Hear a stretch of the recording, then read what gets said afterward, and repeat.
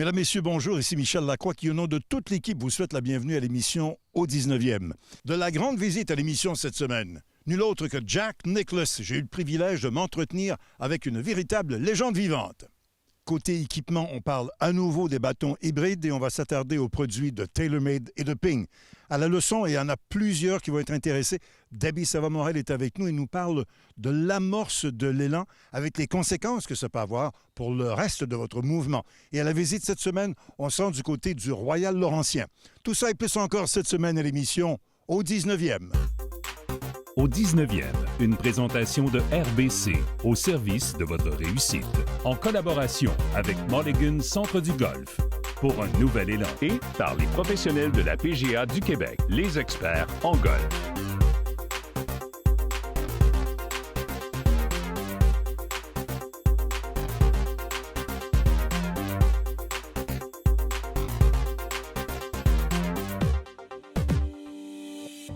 Barbara, Jack, welcome to RDS and to the show Au 19e. Jack, you always said throughout the years that it was very important for professional athletes and golfers to be involved socially. I'd like you to talk about what led you to the creation of the Nicklaus Children's Healthcare Foundation, exactly. Well, it's a long story, but it started with our daughter, Michelle. She was about 11 months old and she was choking and we didn't know what it was. It turned out we had to take her to the hospital. Hospital found a crayon in her windpipe and dropped it in her lungs. She went into pneumonia. We felt like the hospital saved her. We were 26 years old at the time. And Barbara and I looked at each other and I said, if we ever in a position, and we certainly weren't then, to ever help others, we wanted to be children. So as a memorial tournament started, that hospital, it was the Columbus Children's Hospital, now the Nationwide Children's Hospital, been the beneficiary ever since. Fast forward to about 16 years ago, and the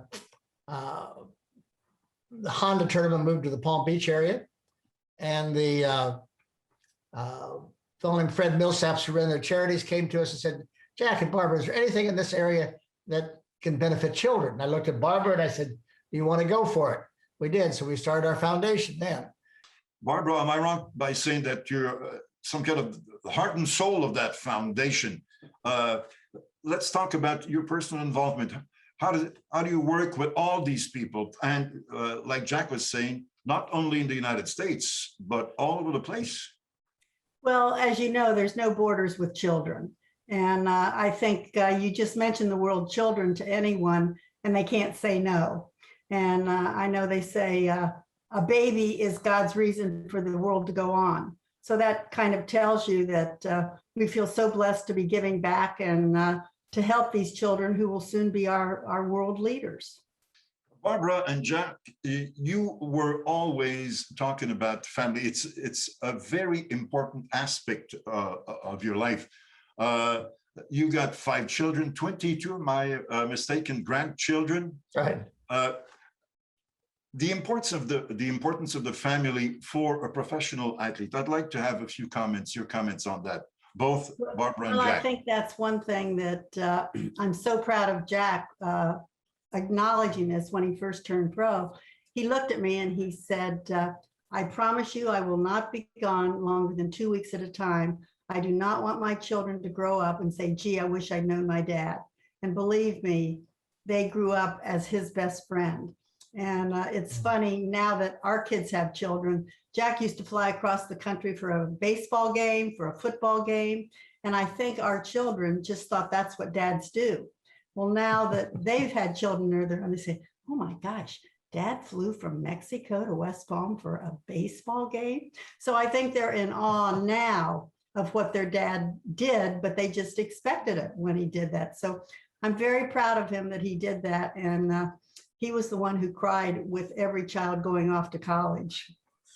And tell me, Jack, you're still one of the fans' favorite, especially at the Masters, who remember you when your grandson scored a hole-in-one. Yeah, that was about 5 years ago. GT, Gary's son, and he all the kids. I've had all the kids now. I've completed all 22 kids have caddied for me in the par 3 or been represented at the Masters. And the night or the weekend before, we were having brunch after Easter on before we went. And I always ask them if they want to hit a ball. And so I asked GT. I said, GT, would you like to hit a ball? And he said, sure. He says, none of my cousins have ever hit it on the green. I said, well, I think maybe somebody can hit it on the green here. And so we got around I said, well, while you're going to hit it on the green, you may as well knock it in the hole. And so he talked to his dad on Tuesday night and said, he says, Peepaw, that's me. He says, Peepaw thinks I'm going to make a hole in one. Gary said, well, that would be very nice, but I wouldn't hold my breath. So anyway, we got to Thursday. GT had a jumpsuit on, and he had borrowed one of my clubs and a ball, and we got around to the 9th hole. And it was about 125 yards, I suppose. And he took my pitching wedge and knocked it on the green, and it came right down and went in the hole. And that was pretty exciting. That was probably, I won 6 Masters. They were very special. But having your grandson do something at Augusta at a special place like that was number one for me. Jack, you're talking about your performances. There is, I'd say, a special link between Jack Nicklaus and Canada, even though you never won the Canadian Open. Is there a way to explain that? I kept sending him back. seven times second. Yeah, but your legacy to Canadian golf, can we say that the most important part is indeed the course you designed at Glen Abbey?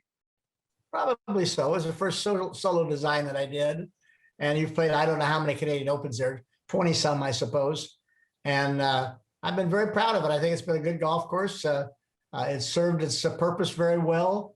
I hope it continues to stay there. We don't know what's going to happen, but I would love to see it stay there. But, time moves on, and that's okay. But to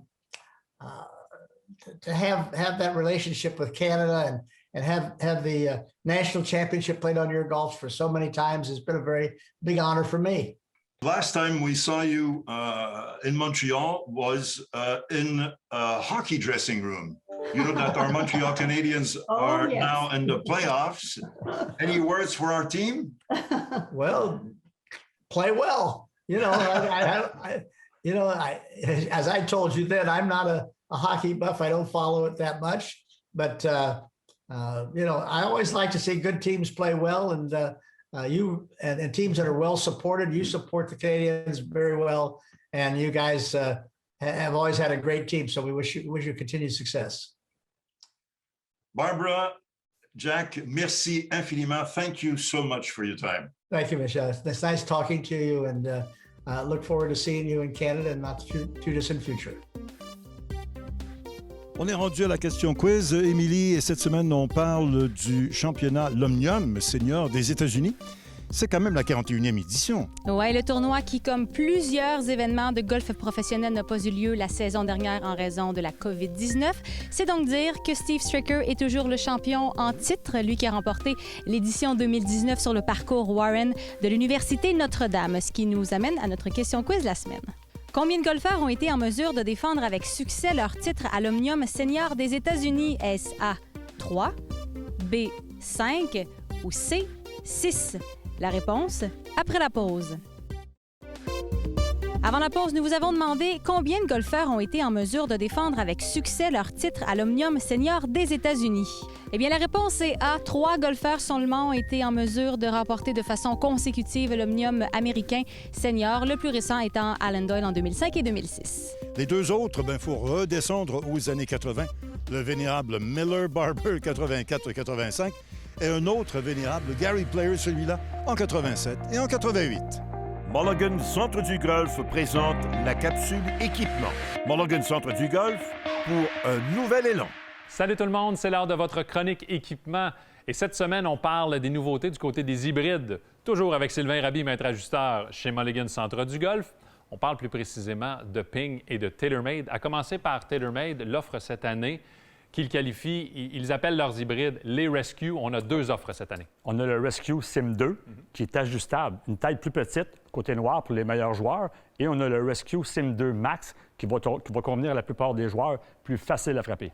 Un peu plus volumineuse comme tête. Pour ce qui est de l'offre, le nombre d'angles d'ouverture, le nombre d'hybrides est beaucoup plus intéressant du côté du Sim 2 Max là, pour le golfeur moyen. Écoute, pour le droitier, de 3 à 7 d'angles d'ouverture et pour les gauchers, de 3 à 5. Pour ce qui est du Rescue Sim 2, on a le 2, le 3 et le 4. Donc, des angles un peu plus fermés pour les golfeurs élites. Pour nous en parler davantage, pour ce qui est des technologies, on écoute Tomo Bystad de chez TaylorMade. Now, this product, again, builds on a lot of the technologies that you saw in the Sim 2 Max Fairway Wood. We had that new V-Steel sole, obviously with speed pocket and twist face in there as well. And that's really what the Sim 2 Max Rescue is all about. The other part of this story today on the rescues is a brand new Sim 2 Rescue. Take a look at that FCT, for example. That's a different technology, obviously allowing for adjustability 1.5 degree either way. And there's also a TPS swing weighting system in this product as well. But the real differences are going to be visible when you look at this product from the top. Look on the left side there. You can see the Sim 2 Rescue has an entirely different look, really building on sort of an iron type appearance, but keeping the color scheme really clean with that all black tonal look. Again, we have the top line in a gloss finish, we have the back with a texture decal, and obviously that nice brush finish on the face as well. When you look at it face on though, that's really when more of the difference is going to be apparent. The Sim 2 Rescue really has that sort of more upside down look where the bottom is a little bit wider than the top, as well as that ascending top line, right from heel to toe, delivering more of an iron-like performance in the product. And so both of these, again, build on some incredible distance technology with these really thin C300 faces. We have the speed pockets in there. They're going to deliver incredible speed, but now you kind of get it in 2 flavors. The Sim Max Rescue is going to be extremely forgiving, where the Sim 2 Rescue is going to be more workable, offering a little bit of a flatter launch with a little bit more spin for the player that looks for that type of performance. Pour ce qui est de Ping maintenant, la série G425 offre un modèle d'hybride, mais beaucoup d'options à l'intérieur de ce modèle. Écoute, c'est un modèle très polyvalent. Là. On peut l'ajuster de 1 à 1.5 négatif-positif. Il y a aussi 6 modèles, de 2 à 7 au niveau des lofts droitiers et gauchers. Donc, pour vous donner un exemple, l'hybride 7 propose 34 degrés, plus l'embout de la tige ajustable. Ça fait énormément d'ajustabilité, là, finalement. Oui. Pour ce qui est des technologies, comme dans les bois d'allée, on a 2 technologies qui permettent d'aller chercher un maximum de vitesse. Bien, on a le face wrap et on a le spin Sinstancy qui va faire que quand on frappe en bas de la face, le spin va être plus constant. Et une nouveauté aussi, ils ont enlevé le turbulator ici. Alors, 3 petits points blancs pour ramener la balle. Pour nous en parler davantage, on écoute Paul Wood de chez Ping. We've combined that with, one thing that fairway woods and hybrids have that drivers don't is you have to hit them from the turf. You can tee them up, but you can't always tee them up. And so you get more hits low on the face because you're hitting from the ground. And we've looked at the optimal way to shape that face so that even on low hits, we still get good ball flight. And what we did was we moved from what we'd say a regular curvature to the face. So imagine that you're on the surface of a soccer ball, something that has the same curvature everywhere, to now it's more like being on the surface of an egg, where the curvature at the top is flatter and the curvature at the bottom is tighter. If you imagine an egg standing on its end, that's kind of what the face of our fairway woods and hybrids look like. And what it does is it gives us a more consistent spin across low hits and center hits and high hits. Some big gains I think we're seeing for all golfers, 5 to 10 yards more distance on average, which is a big leap forward. Voilà les nouveautés pour ce qui est de Ping et de TaylorMade. La semaine prochaine, on reste dans les hybrides avec Titleist, Callaway et Cobra. Merci Sylvain. Ça fait plaisir. À la semaine prochaine, tout le monde.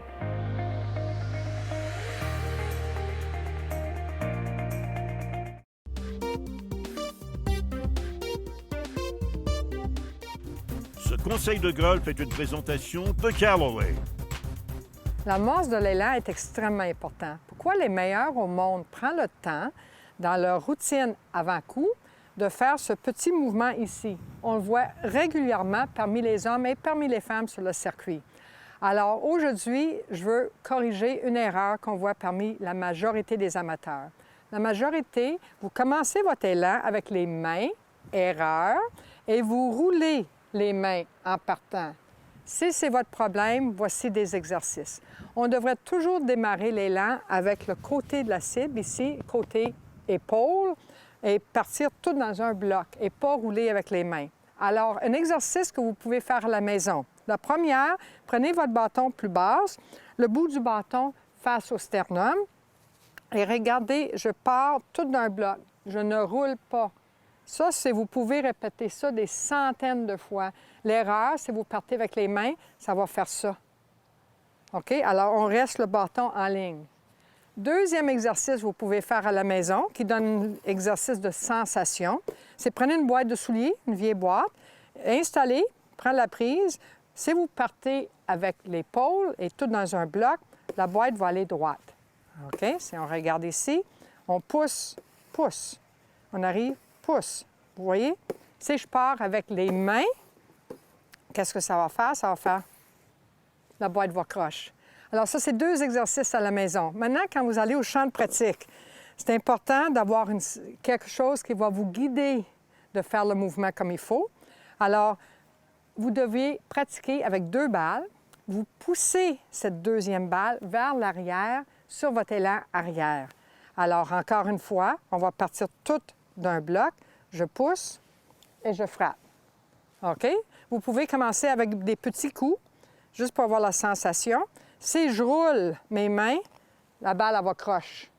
Alors, si je le fais de la bonne façon, la balle va reculer sur une ligne droite.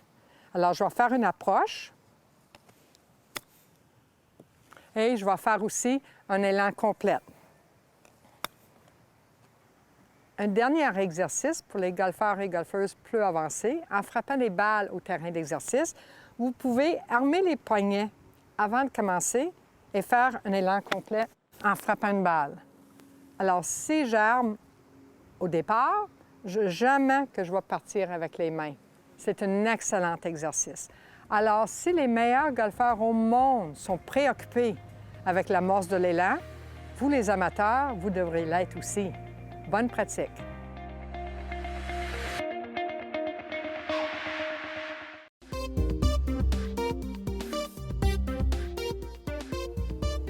Cette semaine, on est dans les Laurentides, plus précisément au club de golf Le Royal Laurentien.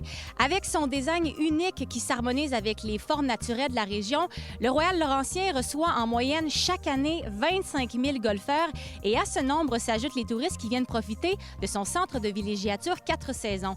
Pour nous en parler davantage, on reçoit la vice-présidente du Royal Laurentien, Isabelle Ménard.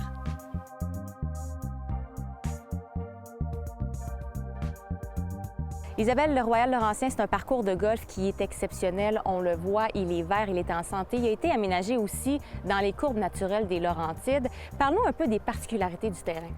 Écoutez, la famille a construit un parcours de golf dans tous les habitats naturels. Ce qui nous différencie, c'est qu'on est vraiment... notre parcours offre beaucoup d'abondance. On a 15 trous avec différents plans d'eau. On a plus de 98 fosses de sable aux abords du parcours. Les aires de pratique sont complètes.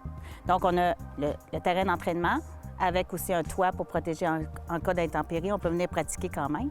On a des verres de pratique, des verres d'approche et des fosses de sable, bunker qu'on appelle. Mais le Royal Laurentien, c'est beaucoup plus qu'un parcours de golf et c'est ce qui est important de présenter aux gens, je pense. Oui. Écoutez, le Royal Laurentien, quand on a bâti le parcours, nous, en 89, quand on a ouvert, la vision du propriétaire Gabriel Ménard, qui est mon père, et de la famille, ma mère, et mon frère et ma sœur, on a décidé d'offrir aussi de l'hébergement. On voulait aussi offrir des activités diverses. Nous, on a été élevés avec notre père dans le golf. Puis quand on voit des familles arriver, qui de plus en plus, des dernières années, qui arrivent ici, puis on a 4 heures d'entraînement sur le terrain avec les parents. Des fois, les enfants trouvent ça dur. Fait que là, ce qu'on a décidé de faire, c'est des activités diverses pour intégrer le golf dans l'activité des jeunes. Pour dire, hey, le golf, c'est comme aller jouer du tennis, c'est comme aller faire du kayak. C'est tout ça qu'on offre chez nous avec la plage, les sentiers pédestres. On a aussi le terrain de tennis, le terrain de volleyball. Fait qu'on fait une multitude d'activités pour dire, hey, le golf, c'est vraiment un sport qui est intéressant aussi pour les jeunes. Tu parlais que c'est une histoire de famille et la famille Ménard, elle a une devise. Quelle est-elle? Bien, la devise du patriarche, comme je peux dire, c'est de toujours investir. Mon père investit à chaque année, soit sur le parcours, une nouvelle trappe, un nouveau design. Il veut toujours améliorer. Il y a comme Le golfeur, le base, c'est le challenge, mais Gabriel, son challenge, c'est toujours de dire « Ah, j'ai fait quelque chose de nouveau cette année ». La nouveauté qu'on a fait en 2020, c'était le trou numéro 9. On a donné un petit look Arizona. Je pense qu'il est très fier de ce trou qu'il a fait en amélioration. Ça va devenir sûrement le trou signature d'ici quelques temps avec tout l'aménagement qu'on est en train de peaufiner dessus. Bien, je pense que c'est correct que tu lui offres ce trou signature-là cette année. Il y en a d'autres, par contre, qui retiennent l'attention ici au Royal Laurentien. Oui, le fameux 17, il faut traverser l'eau complet. Et on a comme 4 trappes de sable qui nous attendent. Le trou numéro 4, 6 paliers différents qui descendent la montagne pour arriver au vert. Isabelle, aussi, l'hébergement ici qui est fort apprécié. Vous avez les chalets, mais aussi tout ce qui concerne les événements de grande amplitude. Oui. Écoutez, on a 23 chalets de 1 à 6 chambres à coucher, dont certaines unités ont des spas privés, des piscines intérieures, piscines extérieures. Notre salle peut accueillir jusqu'à 250 personnes. On prend le pavillon complet, donc c'est comme une grosse maison. C'est familial. Les gens apprécient énormément le pavillon en bois et en pierre naturelle. Aussi, avec les chalets, on a un chalet exécutif qui peut recevoir jusqu'à 30 à 40 personnes en mariage privé et en groupe corporatif aussi. Le chapiteau à la plage qui va une centaine de personnes aux abords du lac. Et aussi le Inukchuk qui est son lac privé pour des mariages intimes et des réunions de famille. Isabelle, qu'est-ce qui va inciter un golfeur à venir essayer le Royal Laurentien? Premièrement, pour l'expérience golfique, avec le parcours de golf qui offre 6 terres de départ, 15 trous avec différents plans d'eau. On va jusqu'à 6 875 verges. C'est quand même un beau défi. On a rajouté les départs des juniors aussi, là, qui est à 3 000 verges, là, qui est vraiment intéressant pour les jeunes. Mais le Royal, c'est plus que du golf, on s'entend. Donc, l'été, le golf, les activités sur le site. Et l'hiver, les pistes de motoneige, un centre de location motoneige, mais aussi, il y en a qui ne sont pas adeptes de motoneige. Nous, on a jusqu'à 8 km de sentiers de ski de fond et de raquettes, sans oublier la patinoire. Isabelle, je pense que c'est confirmé. Je vais venir l'essayer. Bien, ça a été un plaisir de te rencontrer. Bonne saison. Merci. Et on te souhaite la belle température. C'est là-dessus que se termine l'émission au 19e cette semaine. À notre prochain rendez-vous, une entrevue très intéressante avec Colin Deschamps. Il est le surintendant du parcours de golf Le Mirage. Il va nous parler des défis auxquels font face les surintendants des parcours de golf du Québec en période de canicule. Côté équipement, on parle des bâtons hybrides Titleist, Callaway, Cobra. Et à la leçon, Johan Benson, à l'approche de l'Omnium britannique, va nous parler de la façon de bien jouer avec ou contre le vent. Tout ça et plus encore la semaine prochaine à l'émission au 19e, là où on entend, bien entendu, les meilleures histoires de golf. Au revoir tout le monde. Au 19e vous a été présenté par RBC, au service de votre réussite. En collaboration avec Mulligan Centre du Golf, pour un nouvel élan. Et par les professionnels de la PGA du Québec, les experts en golf.